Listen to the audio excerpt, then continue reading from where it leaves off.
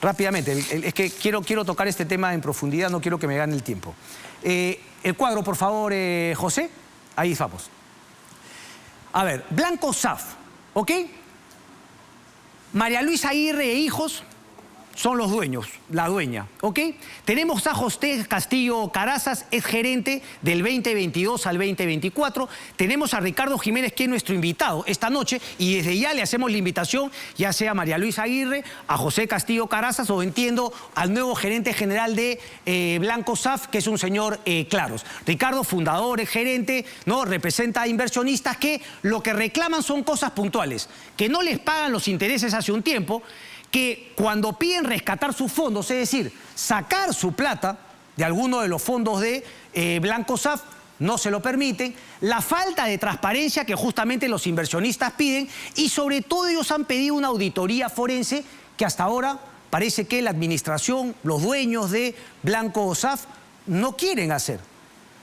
El único documento que yo tengo en el cual, porque vaya que Blanco SAF ha estado reacio, ¿no?, a declarar.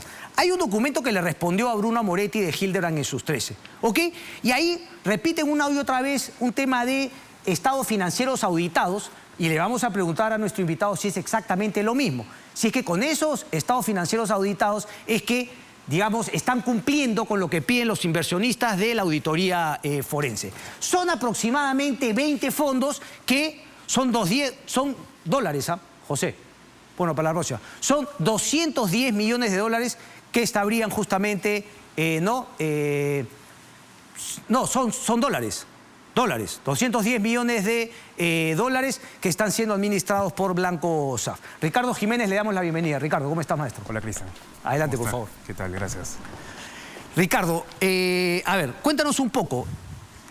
El cuadro que ves ahí, digamos, ¿sí? ¿Cumple un poquito con lo que es? Sí, con los hechos. Sí, ok. Tal cual. Cuéntame un poco entonces cómo tú llegas a Blanco SAF. ¿En qué año se funda Blanco SAF? Mira, yo entré a Blanco SAF, se fundó en el año 2014. Ok. Yo hasta el año fui accionista y director de Blanco hasta el año 2022. Después de la pandemia tuvimos problemas con la accionista principal, que es María Luisa Aguirre, que ella manejaba el 55% de la sociedad, y el 45% de los accionistas, que éramos 5 accionistas, tuvimos una junta de accionistas para sacar a María Luisa Aguirre de la gerencia general, porque no estábamos de acuerdo con el manejo que ella estaba haciendo post-pandémico, que era justamente una etapa de tomar control, ¿no? Y había muchas operaciones que no estábamos de acuerdo, que se estaban dando, y decidimos sacarla de gerente general, y fue en ese momento, cuando hicimos la junta, que apareció José Castillo Carazas. Ok, entonces, digamos, es ante un primer intento de sacarla a ella de la administración porque no estaban contentos, que aparece José Castillo Carazas. Sí, que coincidentemente había sido ex socio de ella años atrás, ¿no?, que habían quedado en muy malos términos, supuestamente, que fue lo que ella nos indicó. Y fue una sorpresa encontrarnos, fue una sorpresa, pero ya sabíamos que había habido una persona que estaba haciendo un due diligence de Blanco desde enero del 22. Desconocíamos el directorio y los accionistas quién era, ¿no? Se había manejado de una manera bastante por debajo de la mesa. Hasta que nos enteramos en ese directorio y en esa junta que aparece y nos presenta a su nuevo director, José Castillo Carazas, y nos enteramos de que había estado haciendo el due diligence para la compra de este 45% que representábamos nosotros para el señor Amurrús, y que el due diligence no había sido adecuado para el señor Amurrús, y él entra primero como director y luego como gerente general de Blanco, ¿no? En ese momento decidimos vender nuestra participación. Salieron primero 2 de los socios y al mes siguiente salimos los otros 3, ¿no? Ok. A ver, ok. Tú eres, digamos, gerente ¿en qué momento en Blanco? Mira, yo solamente he tenido puesto ejecutivo 21 días. Ok. Nada más. Ok, ¿que fue en qué año? Que ha sido este año. En el 2024. 2024. Ok. Después de que empezaron a... yo salgo de accionista, salgo de accionista, salgo director, y entro al Comité de Vigilancia a partir del 2023, ¿no? Responsabilizándome de mis partícipes y de los partícipes en general, ¿no? De los fondos públicos, porque los fondos privados no tenían comités de vigilancia. Yo he sido solamente comité de vigilancia en el año 2023, ¿no? Y la idea justamente era pedir información de los estados de los fondos, ¿no? Durante todo el año 2023 no recibimos información, no tuvimos ningún tipo de comunicación, tuvimos que solicitar la información con copia a la SMB. Okay. Se negaron inclusivemente a darnos la información inicialmente al Comité de Vigilancia. La SMB le dijo que tenían que darnos la información y es en ese momento que hubo un problema con uno de los fondos de inversión, porque acá se habla de 5 fondos. Ellos hablan de que hay problemas con 5 fondos. Sí, pero según el documento al cual yo he leído son 20 fondos, ¿o no? Sí, pero no hay problemas con 5 fondos, hay problemas con más todos. Fondos. O con varios. De los 20, ¿cuántos tendrán problemas? Yo quería el cuadro a toda pantalla, por favor. El cuadro. Mira, por lo menos estos 5 fondos, que son los fondos que son los fondos que es el core de Blanco. Ok, ¿no? que es el factoring. Que es el factoring, Okay. o como se dice, valores negociables de corto plazo, que es lo que se usa dentro de la parte de la SBB, ¿no? Pero habían... ¿Superintendencia de Mercado de Valores? Superintendencia de Mercado de Valores, Ok. sí. Pero habían 2 fondos que fue el inicio de... que le empezó a llamar la atención a los clientes, que fueron los fondos que son Inversiones Nevada. Entonces, Inversiones Nevada, que son los fondos que son fondos del señor Rosenberg, que son 2 fondos que caminaron perfectamente durante años. Ok.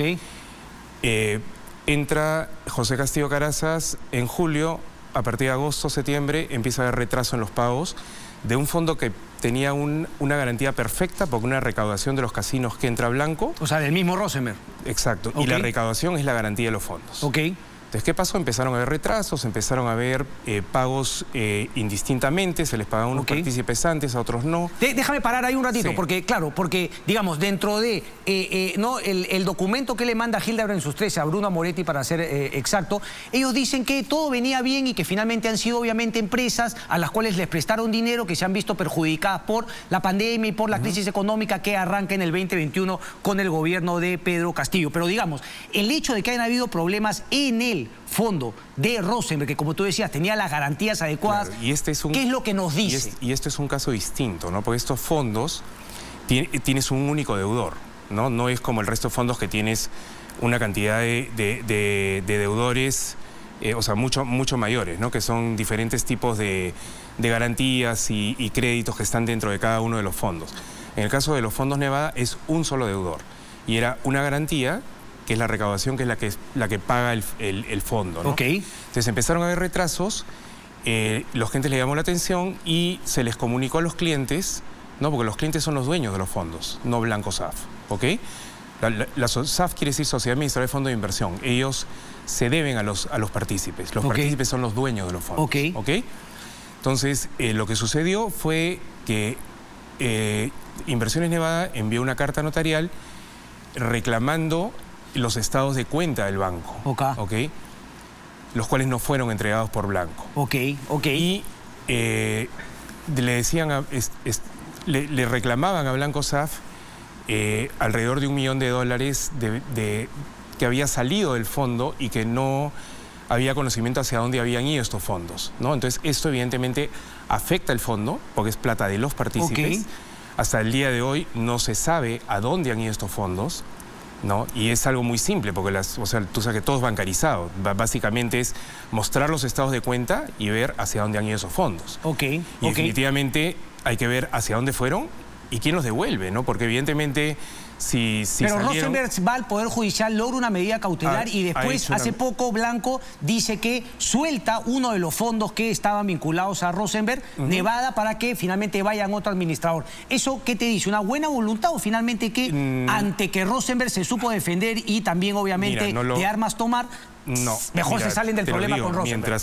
Mientras que el fondo no esté fuera, los clientes no van a estar tranquilos. Porque este es Nevada 2. Nevada 1 hizo asamblea para retirar el fondo con la mayoría de los partícipes y lo que ha sucedido ahora es que la sociedad administradora que recibía el fondo está metida en la demanda que me han metido a mí. El abogado que estuvo ahí también está metido en la demanda que me han hecho a mí. O sea, entonces es todo un descontrol de todo. Pero entonces, ¿no? El anuncio que hicieron que ese fondo Nevada lo dejaban para que pueda ser llevado a otra administradora, ¿no es tan cierto todavía? Hasta que no salga, no lo sé. Una pregunta, porque yo he mostrado que una de las cosas que piden los inversionistas es una auditoría forense. ¿Un informe financiero auditado es igual a un peritaje forense? No, el informe financiero es, como propiamente lo dice, es un informe financiero de los fondos. Ok. ¿No? La auditoría forense va mucho más allá. Justamente la auditoría forense va a determinar si han habido irregularidades dentro del fondo, si han habido transferencias entre fondos, ¿no? Si las garantías están adecuadamente puestas en el fondo. Es mucho más extenso, ¿no? Ok, y eso no se ha dado y no lo quieren plantear, porque aquí en la pregunta que le hacen, digamos, la evitan un poquito la auditoría, ¿no? El peritaje forense, y se van a hablar de justamente informes financieros. Lo que pasa, Cristian, es que no tuvimos tiempo. O sea, María Luisa Aguirre me contrata de gerente. Correcto. General. En tu caso particular, cuando te pusieron de gerente, que duró muy poco, ya nos vas a contar cómo fue el tema de la denuncia, pero digamos, esta nueva administración, ante todos los cuestionamientos... No ha comenzado ninguna auditoría forense. No tiene intención, al parecer. Y el último acta directorio, que es el directorio saliente en el que he salido yo, dejamos claro que se tenían que hacer auditorías forenses sobre los fondos públicos y privados, absolutamente sobre todos los fondos. Ok. Ese peritaje forense, si, digamos, los directores actualmente, ¿no? Y la dueña, la señora Aguirre, pues deciden que no quieren hacerlo, ¿hay alguien que lo puede obligar a hacer? Es decir, ¿qué puede pasar ahora? O sea, ¿a quién podemos... o los inversionistas, ¿a quién pueden voltear para pedir un poco más de transparencia? ¿Qué es lo que justamente están reclamando? Mira, yo creo que la SMB está haciendo un muy buen papel dentro de Blanco en este momento, pero el alcance de ellos está sobre los fondos públicos, que es el BP6 y el BP7. ¿Cuántos de los 20 fondos más o menos son fondos públicos? 2. ¿Y el resto privados? El resto son privados. ¿Y en los privados no hay nada que puedan hacer los inversionistas? Lo que pasa es que yo creo que la SMB, si hay... ¿qué pasa? Estos fondos mantienen las mismas garantías, no los 20, ¿eh? Estos 5 fondos que son los 5 fondos que se mencionan, BP6, BP7, BP2, BP4 y Private, son los 5 fondos que tienen las mismas garantías. Entonces, la SMB debe ver también estos fondos privados porque hay nexos entre ellos. Y también deberían corroborar las irregularidades que se están hablando de que han habido desvíos de los fondos públicos hacia fondos privados, de fondos privados a fondos públicos. O sea, hay una mezcla en este momento, ¿no? Entonces, ante esa situación, definitivamente tienen que tomar un control como sociedad administradora, ¿no? O sea, ellos, digamos, porque ellos solamente ven los fondos públicos, ¿no? No ven los privados. Pero, digamos, ¿podrían hacerlo si es que así lo deciden o por mandato no lo podrían hacer? No sé, la verdad. Yo me imagino que si hay incidencias que estén mezcladas entre los fondos, me imagino que deberían poder hacerlo, ¿no? Ok, la pregunta que te hice antes, ¿la SMB puede obligar a hacer un peritaje, una auditoría forense, un peritaje forense? No lo sé. Yo creo que ellos lo están haciendo. Definitivamente están... Ellos lo pueden hacer por su cuenta, pero si lo hacen por su cuenta, ellos tienen que exigir que les abran toda la información. Sí, ellos están dentro de Blanco en este momento. La SMB. La SMB. Ok. ¿Qué puede haber pasado con todo el dinero? Mira, es decir, ¿cuál es la posibilidad real de que los inversionistas puedan ver su dinero recuperado? Mira, el tema de la pandemia la crisis Castillo definitivamente golpeó a todo el sistema, ¿no? Pero definitivamente la falta de información, la falta de los clientes de no saber dónde está su dinero, cuál es el valor de su dinero, es muy frustrante, ¿no? O sea, tienes casos terribles y se habla de que esto es un tema de pleito de pitucos y no es así. O sea, tú tienes del 100%, tú más o menos tienes 1.500 partícipes, ¿no? ¿Cuál es el ticket mínimo para poder haber invertido? El ticket mínimo era 50.000 soles, no, 150.000 soles o $50.000. Ok, pero tú tienes de los 1.500 partícipes, tienes un 30% será de clientes...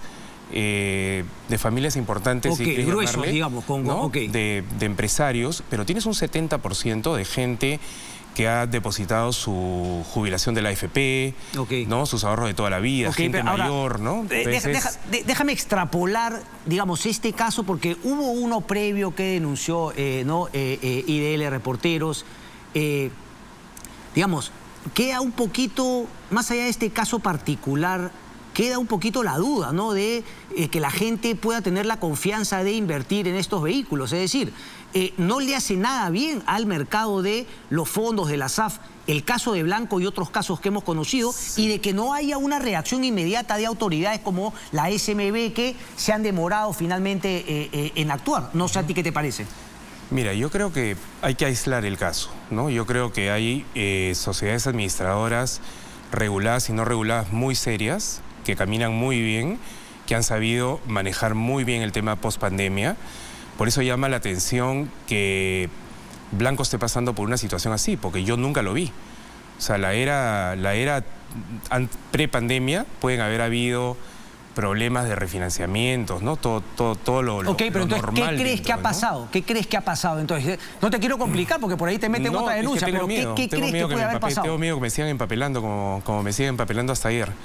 ¿Te han puesto otra denuncia o qué? Una denuncia más. ¿Por qué? Por terrorismo financiero, porque estoy compartiendo información. O sea, mira, yo voy a defender a mis partícipes hasta el final. O sea, no me importa. Pero eso es un poquito, ¿no? Porque si hay todos estos temas, uno diría que la mejor manera de combatir el terrorismo financiero sería ellos mismos prestarse para hacer un peritaje forense y presentarlo en una conferencia, ¿no?, de prensa abierta para todo el público, sobre todo para los inversionistas. Así es. Sobre todo, ¿cuál es el problema de... O sea, ¿cuál es el miedo de abrir las